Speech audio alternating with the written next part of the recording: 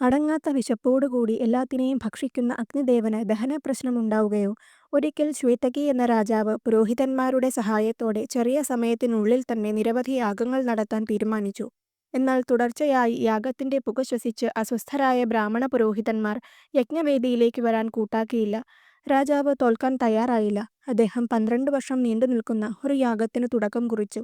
എന്നാൽ പുരോഹിതന്മാർ അദ്ദേഹത്തെ കളിയാക്കി. ക്രോധം സഹിക്കവയ്യാതെ അദ്ദേഹം ശിവഭഗവാനെ തപസ്സു ചെയ്തു. പ്രീതനായ പരമേശ്വരൻ യാഗം നടത്താനായി ദുർവാസാവ് മഹർഷിയെ നിയോഗിച്ചു. 12 വർഷം നീണ്ട ആ യാഗത്തിൽ മഹർഷി നിരന്തരമായി യാഗഹവിസ്സുകൾ അഗ്നിയിലേക്ക് അർപ്പിച്ചുകൊണ്ടിരുന്നു.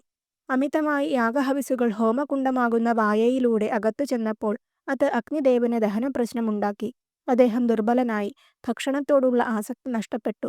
ബ്രഹ്മദേവനോട് സഹായം അഭ്യർത്ഥിച്ചപ്പോൾ ദേവന്മാരുടെ ശത്രുക്കൾ വസിക്കുന്ന ഖാണ്ഡവവനം ദഹിപ്പിക്കുന്നതാണ് ഇതിനുള്ള പരിഹാരമെന്ന് അദ്ദേഹം അരുളിച്ചെയ്തു. എന്നാൽ ഖാണ്ഡവവനം ദഹിപ്പിക്കാനുള്ള അദ്ദേഹത്തിന്റെ ശ്രമങ്ങൾ സുഹൃത്തായ തക്ഷകനെ രക്ഷിക്കാനായി ഇന്ദ്രദേവൻ മഴ പെയ്യിച്ച് മുടക്കിക്കൊണ്ടിരുന്നു. അസ്വസ്ഥനായ അഗ്നിദേവൻ വീണ്ടും ബ്രഹ്മദേവനെ സമീപിച്ചു. നരനാരായണന്മാരായ കൃഷ്ണാർജുനന്മാർ അദ്ദേഹത്തെ സഹായിക്കുമെന്ന് ബ്രഹ്മദേവൻ അരുളിച്ചെയ്തു.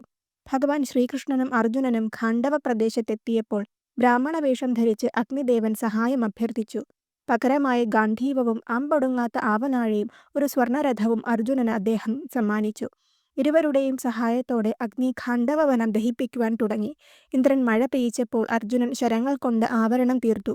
ഖാണ്ഡവവനം ദഹിപ്പിച്ചു കഴിഞ്ഞപ്പോൾ അഗ്നിദേവന്റെ ദഹനപ്രശ്നം പൂർണ്ണമായി ഭേദമായി.